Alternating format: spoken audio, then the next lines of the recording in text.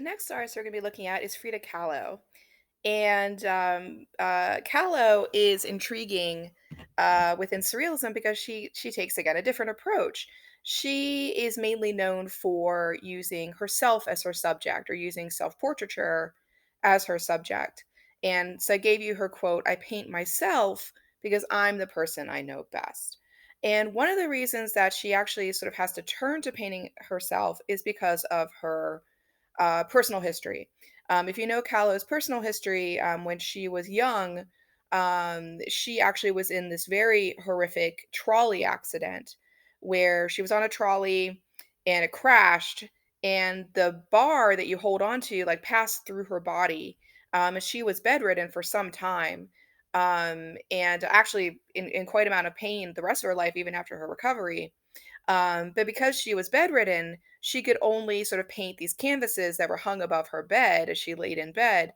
So she turned to herself, we think, as a subject, in part because she only had herself as a subject. So we think that very much influenced her work. So the photo you see here is actually in her home in Mexico City in the Casa Azul, and this sort of framing of this idea of like, is it a mirror, is it a portrait, is it somebody else right on the other side, mirroring her back, so this idea of sort of what are we really seeing, she plays within this picture. And again, this leads to her nickname La Grande Contadora, because she does all these self portraits and talks about this idea of what can be shown or what can be concealed, right, through the self portrait, what can be shown to you through the mechanism of yourself. And she plays a lot with her heritage. She actually was mixed race. She was born of a Mexican mother and a German father who had actually fled World War One, right? So had come to Mexico, right, fleeing the war, and settled there. So she talked a lot in her interviews about how she had this sense of not really understanding who she was sometimes, like what part of her culture she should assign to herself. So in Self Portrait with Monkey, I always say she's kind of, I think, looking at her Mexican heritage, and kind of using that indigenous, kind of heritage to kind of come up with something. But at the same time, around her neck, you'll know she's wearing this kind of thorned necklace with this dove kind of hanging down. So many people think that this is sort of an allusion to Christianity, which was brought by Europeans, right, to Mexico, in the white, outfit of purity, perhaps. So again, I often see this portrait as sort of a collision of her Mexicanness and her Germanness, and kind of trying to figure these things out, right? Through the lens of surrealism, through the lens of being somewhere otherworldly, where anything can happen, right? Um, she's also known for her marriage to Diego Rivera, who you'll see in your next lecture on social realism. Diego is known for Mexican muralism. So we'll talk about him later and talk a bit about Mexican muralism. And this was a rocky relationship, but one that was very much something both of them couldn't seem to live without. So you know those people, right? You can't live with them, you can't live without them. This sort of toxic relationship. He was actually one of her art teachers and was significantly older than her. So she met him, as an instructor, a teacher to her. And from that point on, they sort of have this, codependent, toxic relationship. They both would cheat on each other, often in very dramatic fashion. Um, and basically, just had this relationship that could be sort of ups and downs, all over the place. And so in this piece, she's dressed up sort of almost like a bride, it looks like, right? And so again, maybe moving towards a more Christian heritage, a more European heritage for her.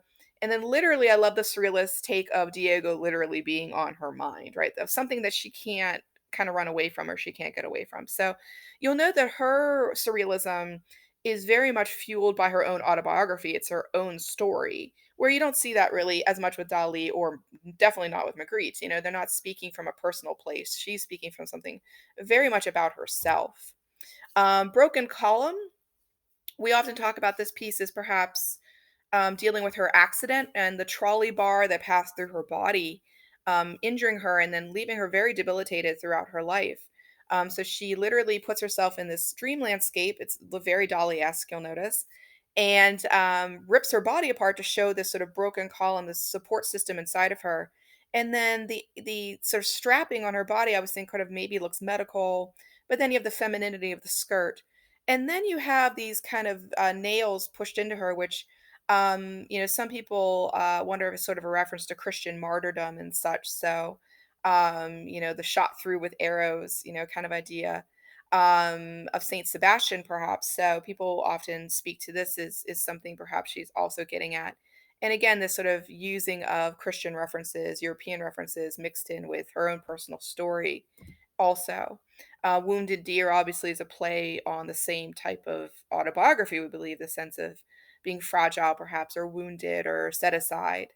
Probably her most famous work, right, is the Two Fridas, where you have this kind of setup of this self-portrait but doubled. And this painting was painted right after Rivera had asked her for a divorce. And she was very heartbroken about this. And they would divorce and actually then get back together. Like I said, very toxic relationship. But we wonder if this piece is her sort of laying bare, in a sense, her trauma. Um, and I think to me, the way I read it personally is when someone breaks up with you and they're your life, right? I personally know I've gone through a relationship like breakup like this where you don't know how you'll go on. And but when people ask you how you are, you say, I'm fine. So I feel like she's trying to show you there's kind of two different people in a bad breakup that you image. You have the one in your head that's falling apart, and then you have the one that has to go out in the world and function.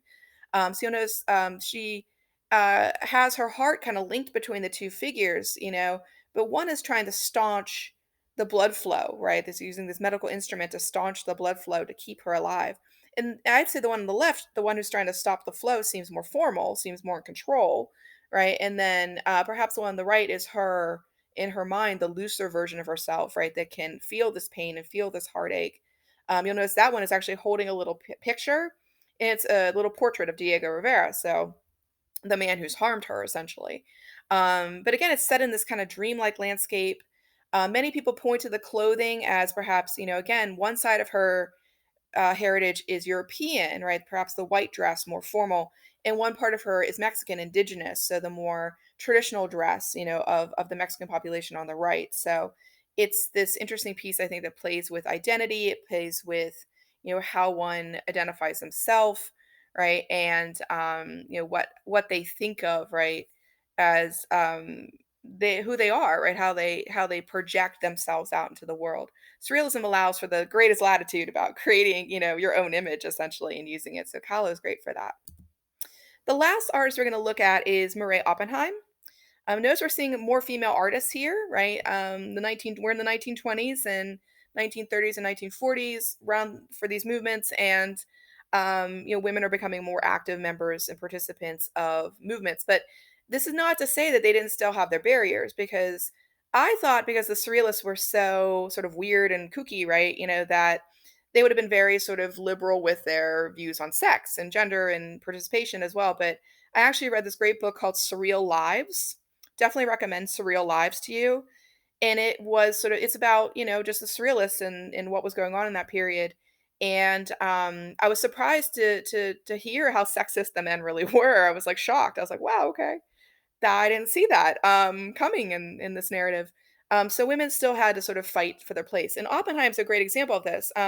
When she created this piece, Le Déjeuner en Forêt, or what translates to the luncheon in fur, there's a story attached to it that Picasso basically saw this piece, was talking to her about her artwork, and said, "You should call it the object." Like, tried to assign it as a name, and she was like, "Okay, no thanks. I'm calling it this." And again, it seemed like, again, an interesting story about the sort of tension between perhaps the masculine within the arts and the feminine within the arts, and the kind of power and control issues that were going on at this time. Luncheon and Fur is a favorite of mine. I love just the simplicity of it. It's basically taking an object and altering it, right?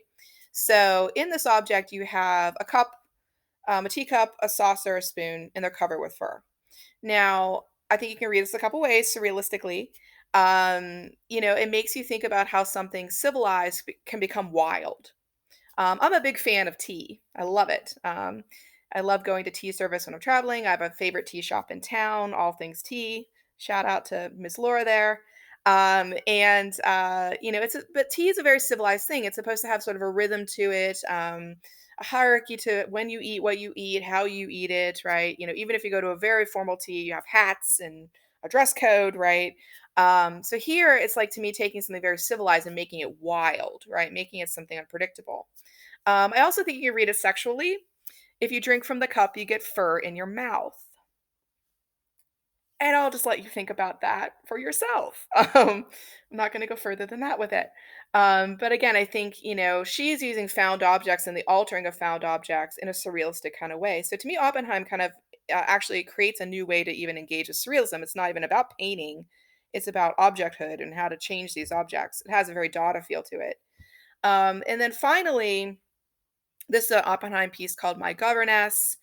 I always chuckle so much when I see this. It is high heels, so trussed up on a plate, a serving plate, and the heels have been made to look like those little turkey caps you put on turkeys, right, for Thanksgiving.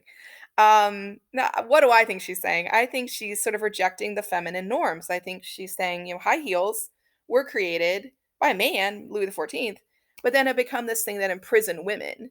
Um, and I love heels. I mean, I definitely think they make your body look a certain way, but they hurt. They're painful, certain heels, you wear them for a while, you're just like, oh my God, my feet will never be the same again. Some heels are just for looks. So you're not like supposed to stand in them. You go and you sit immediately in them. And as someone now with back problems, I can't even really wear heels very often anymore. And it makes me think of like this idea of how the feminine is imaged, right? How I don't feel as feminine anymore because I can't wear heels. My husband's like, that's nonsense. And I'm like, I'm sorry, it's just how I feel about, wearing a dress and how the presentation of the dress should be. I'm an art historian. I think about images and presentation all the time. So I think here's maybe what she's saying is, do you reject these ideals? Do you reject these norms? Do you take femininity in a new direction, right? And she's kind of giving you this surrealist thing to laugh at a bit.